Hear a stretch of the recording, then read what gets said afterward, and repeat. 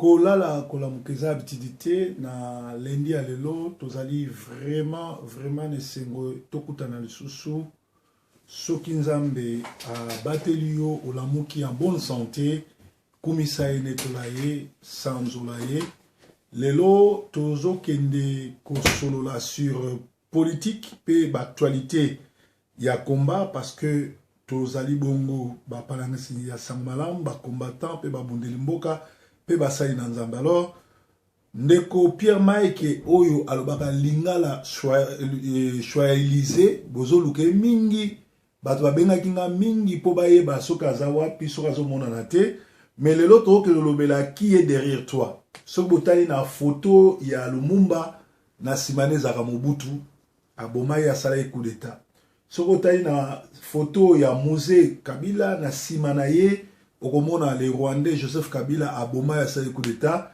na ba photo pe ya mwana mboka Tshisekedi na sima okomona badibanga ou aza le plus faible azanga mayele ba nimi animi ko kende ko travailler na ba Rwandais pona ko tia mboka na moto. Donc mikolo na Kinshasa ezolobelwa mingi qui est derrière toi les autres kolobela qui est derrière toi na benga na mwana mboka en Espagne comme ça toyo kaye toyeba qu'est-ce qui s'est passé na ye pona nini nazomona na te pona nini boye na boye to zwana mwana mboka Pierre Mike ayebisa biso akufi azana bomoi abatami parce que bato ebele bazolukaye toyeba ye soki ozaneni. Allô? Ouais, papa. Ouais, mwana mboka boni. Calme, kaka bino, ndenge nini bino kona. Te kimia, est-ce qu'on se présenter? Ngana yebi ke za papa Pierre Mike, mais yo loba komono po batuba ye, ba po bazo tunanga, ozomona na te otiki komba, ba bangisi yo ipare, ba tinda ki o message ke soko continue ba vidéo, ba roboma baboti na Kinshasa yango sa so ba vidéo te za solo? De toute façon komba makambo kobanga ezate, makambo ya mboka bakobanga te, makambo mboka tozanga bato ebele ba fronta ba nani ba Rwandais net ba Mamadou Ndala ba Kufa et tout ça. Makambo kobanga pona mabele soki ozobanga pona mabele na kati ya mondo ozala moungu. C'est-à-dire pona yo eza moungu. Nga eza makambo kobanga te eza na tamoko oyo natika kinano mwa ba nani makambo ba émission et tout ça. C'était dû à makambo spiritualité nanga moko. Yango wana natika kinano mwa muke mais ce n'est pas dit à oh nazo banga oh machin ikambo wana ya kobanga ezate ngana banga kananga te. Ok, na sepeli mingi parce que bana mboka mingi batunaki balobi mais papa Pierre Mike azomona na soute lukela biso ye se bakangi est-ce que babomi ye est-ce que ozo confirmer vraiment que ça papa Pierre Mike ezalinga Pierre Mike Mulowai azo confirmer ezanga Pierre Mike Mulowai bakangi ngate naza wana naza en vie. Et puis bon ezaki kaka pona makambo ya spiritualité et tout ça yango wana na bande komona na te mais d'ici là na kozala na ba média na kozala partout bato ba komona nga.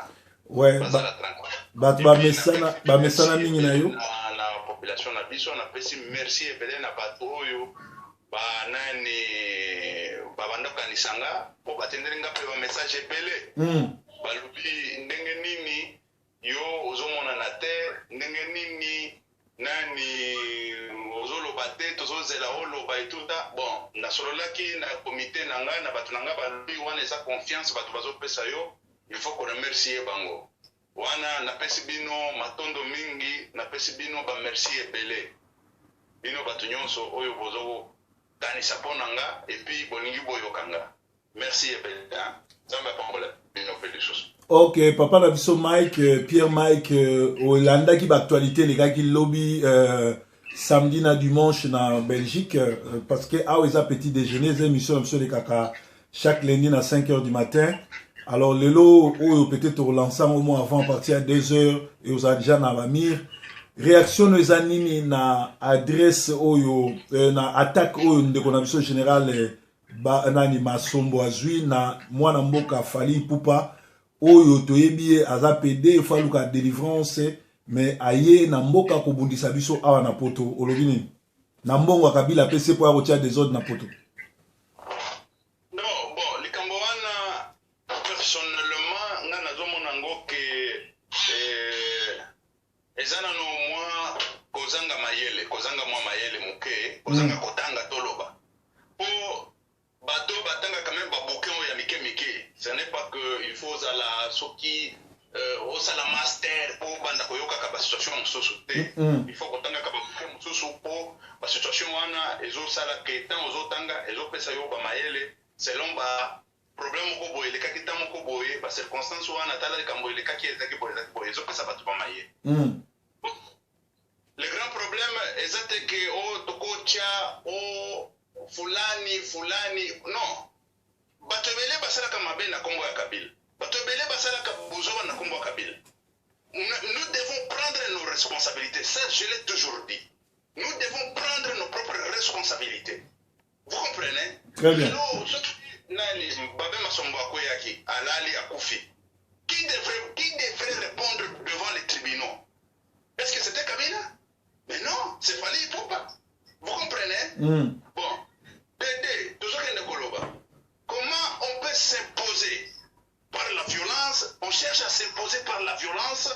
Il y a peuple. Mais justement, pardon, Ndegonanga.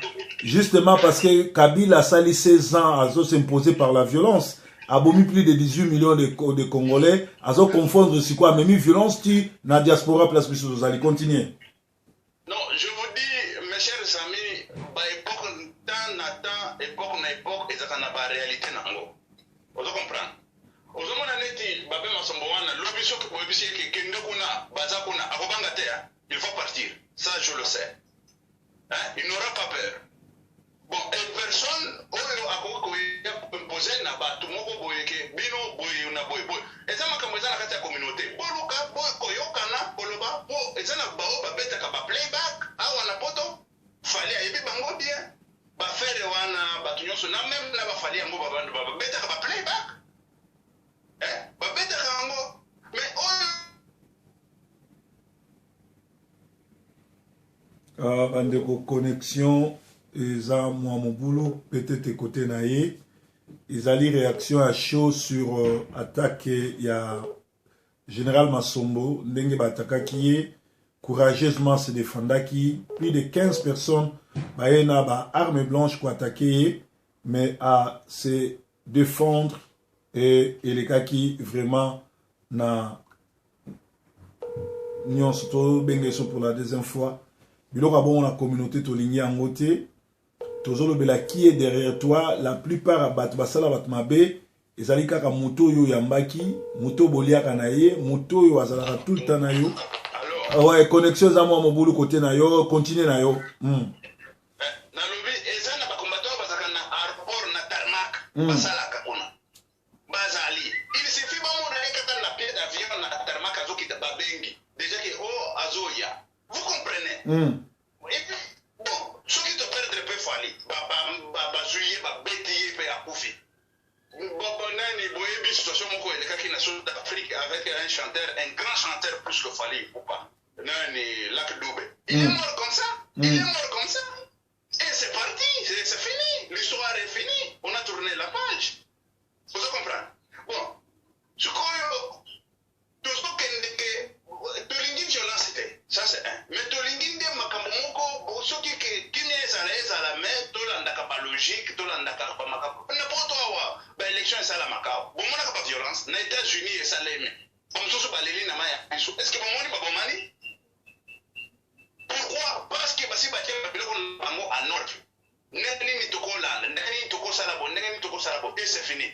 Non, chez nous c'est je ne sais pas. Rambo Azobi Mokoto, moi je suis Rambo. L'autre, moi je suis Rambo. C'est quoi ça? C'est quoi ça avec le peuple congolais?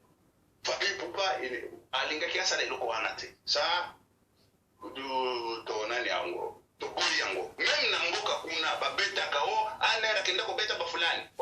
To condamner. On a toujours condamné. Awa na poto awa. Bonani Kengo Wandondo. Babeta qui na poto. Kengo Wandondo il a montré la suprématie. On a appelé Kengo Wandondo na RFI. Biso nyoso to landaki. Kengo Wandondo. Tu as été tabassé en Europe. Est-ce que tu peux porter plainte? Kengo Wandondo il a dit non, je leur pardonne. Vous comprenez? Il a montré la suprématie. Et c'est là, au moins,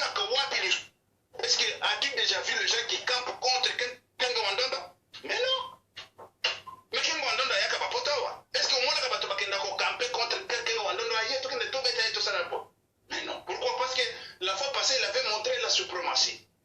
Et c'est comme ça qu'il faut montrer la suprématie.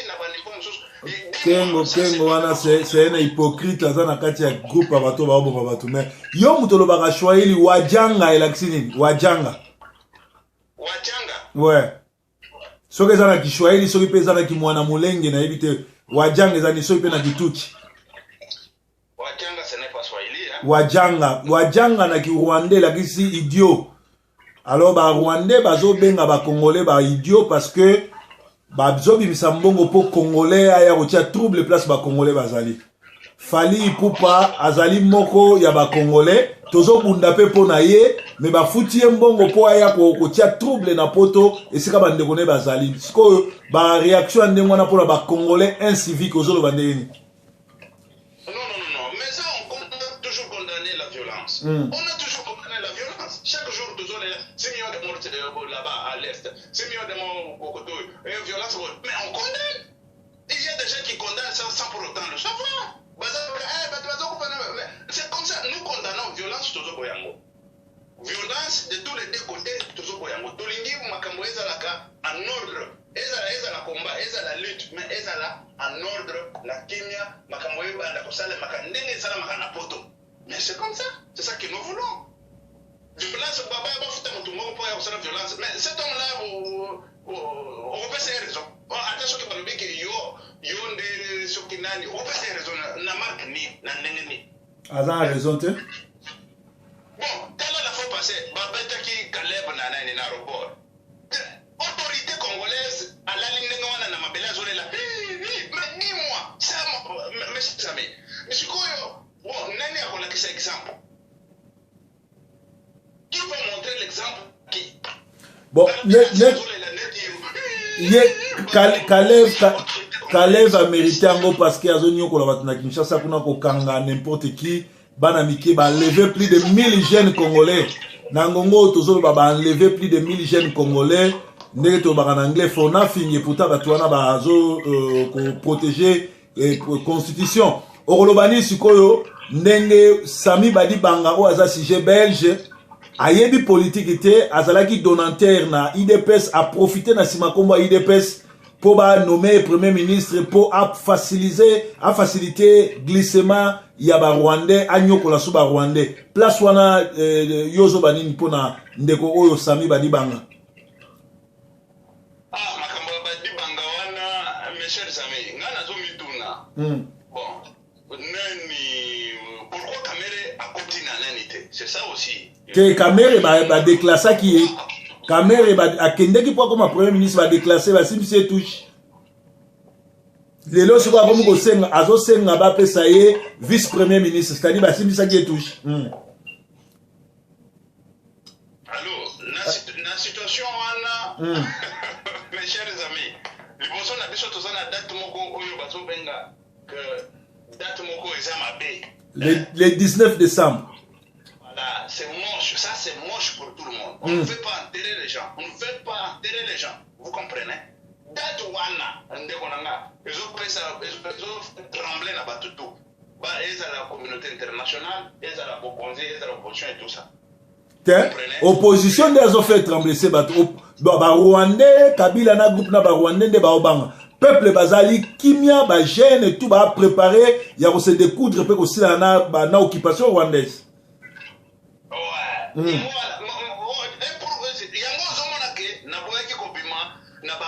Et tout ça, je suis, la fois passée, je l'avais dit, que Nazana Kati a ma bonde. De façon que, Batuba Koufa est belé mingite. Batuba Koufa n'a pas wana. Et après, Botoka Kabila, Boké na yeboye, Bosali boye, mais Batuba Siba Koufa. Après, Mflane aye, Asali Sokinini, comme il y a peu mon conseil, comme il y a peu comme ça, ce qui m'a dit, ce qui vous comprenez. Mes chers amis, nous voulons que la paix tout d'abord règne.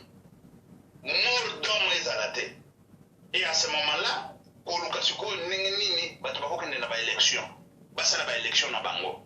mais si Moutazo tia trouble na Congo, Kabila n'est pas citoyen congolais, c'est un terroriste rwandais ouaye azoko usurper pouvoir, paix aligné qu'on organise l'élection. Et puis Moutande article 64 les autres biso totiaye hors d'état de nuire, c'est-à-dire que c'est lui le problème. So il est le Kabila mibomeli et mogobe akiminae.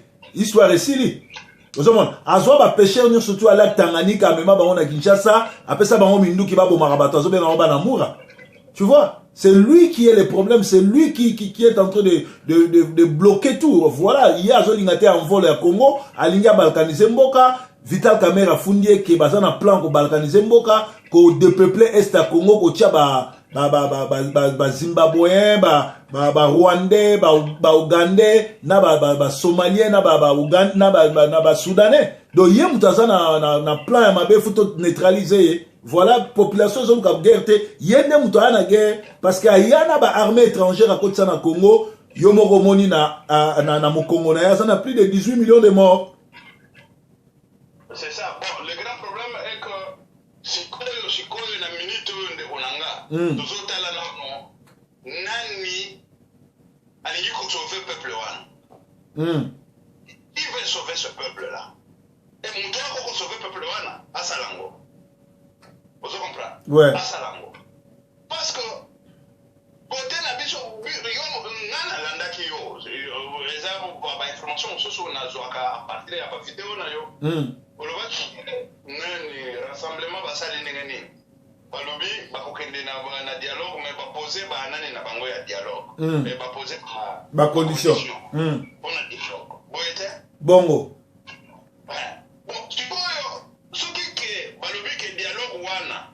Sa Kenya, mais ekende sikoyo ke makambo esale mamala ndenge sale makana poto ndenge ka to mona kana poto bato basali élection oyo ya moyibi te ya gauche droite te ya bona bato basali élection na bango bao ba gagner bao ba perdre est-ce que ma belle sali mais le problème c'est ça les Rwandais criminels à lingité il y a lingi a imposé à lingité ba yebise ke za bongo te c'est ça le problème. Yé ezamboka na été a sali 16 ans na pouvoir a bongisi mboka te azolinga kaka tikala na mboka entre temps Kinshasa et comme ville poubelle Kinshasa est comme capitale à viol capitale à crime na butu bazoboma courant zate soki mvule beti mboka comme le na Venise il faut tamola na pousse parce que partout eza inondé donc mutande ngwana lingika ko tikala na pouvoir.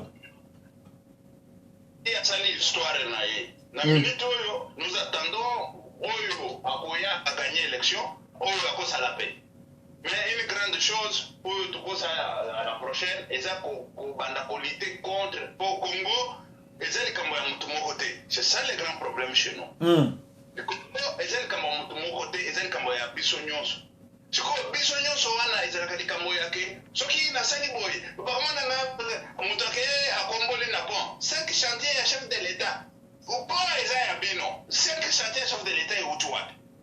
Pour moi, Isaiah Bino, Congo Yango, ce que vous bongisa Yango. Mais si vous avez ne peut pas flatter, vous n'avez pas flatterie. Les autres salles, si vous avez fait les choses double. Double. Moutoua Salaboy. Il y a chef de l'État. Chef de l'État. Chef de l'État, son bambokawa. Chef de l'État, il y a Ebisabino que parcelle au Congo, Mobimbo, et comme parcelle Nanga. Mais eza parcelle ya biso nyonso bana mboka oyo kaka bamoso balobaka ke mokolo lopango eza lopango ya biso nyonso yo soko osala na gauche tosala na gauche mais biso nyonso tozotalela biso nyonso ensemble oyo likambo eza mabe toboyi yango oyo eza malamu tosali yango oyo eza boye tosali c'est comme ça c'est-à-dire tomizwa en charge na terme wana na ndenge wana mais bato te nani mais dis-moi que likambo mabe okoloba yango ke eza mabe mikama malamu okobena ngoke malamu bon siko wana okolobaki vous êtes libre bozana kata bombo te bato bazomi kotisa na kata bombo bango moko na kata bombo chaque chantier chef de l'état ndeko Pierre Mike na yo kango mena ina na tira attention na yo oza mosai na nzambe ngape na mosai na nzambe na ebite okoloba nini parce que ba ndeko ebele ba lingi suko sambela te pour église de réveil ezali ko funda basango o malumalo a tricher ba élection bona bo mesiko ba pesa église de réveil ba pasteur kan 15 na bananga wana ba tuana nyonso tu ba lembongo po nanga azwa 56 milliards de dollars po ba ke na ba élection te ba tu ba lingi su ba pasteur te ba zo bo mabala kokosa ba faux prophétie kokosa lokuta kobima na basi ya bato réaction eza nini na kolala kolamuka eza petite te ndeko nanga kolala kolamuka eza ngolu na nzambe ngolu na nzambe nzambe alobaki ke mana ekouta lola ekoya lisusu te biso nyonso na mosala biso nyonso na mosala mais chez biso kuna bato bafandi bazomona comme si ça va tomber du ciel et puis moi j'ai toujours condamné makambo yake non il faut kopesa fulani mbongo même tena kana kishasa na pesa kalisusu bato mbongo te tu viens tu travailles tu as ton argent tu ne veux pas travailler tu n'as pas d'argent vous comprenez bato wana bafandi bazokosa bato oh prophétie on nzamba kosa ata soki nzamba asali bon soki nzamba apesi nga mbongo eza yanga soki nzamba apesi moneni nga famille eza yanga mais koma mbongo nde tokabola soki nzamba apesi nga mbongo il faut tokabola na yo sikoyo mosali na nzambe parce que tu es mon pasteur parce que tu es mon prophète tu es ceci cela c'est du vol bato wana bafandeli kaka moyibi na kokosa bato nani mais il faut tout le monde ezala mosali na nzambe ezala prophète évangéliste biso nyonso la main dans la pâte tozosala mpona kongo etele mais soki yo ozoboya kosala nani akosala mpona kongo évite soki oprendre le kamo nazolo te oza na raison oza na raison ouais biso nyonso mosala awa na poto etelemi eza mosala Ouais. bato bazosala mosala eza mosala c'est le travail qui appelle à l'existence tout ce que nous voyons ici en Europe hein? Mais soki biloko nyonso tozomona na Europe oyo tomona neti Europe oyo nzambe akela yango kaka po mais non nzambe akela yango boye te nzambe alobi cultiver la terre nde ozomona bazosala na poto chez biso kuna tout d'abord nzambe apesi biso baclimat moko toza na basaison A basaison B et tout ça basaison wana babiloko nyonso wana il faut toprofite nango totia masango na mabele tokolia masango mais bato bazoboya kotia masango na mabele bon ça eza kote ya bato kote mpe ya gouvernement bato oyo baza na kati na neti na bazamba bazosala masango na bango mais ekokoma ndenge nini na kati na ville mpo bateka yango soki nzela eza te bon nani moto akosala nzela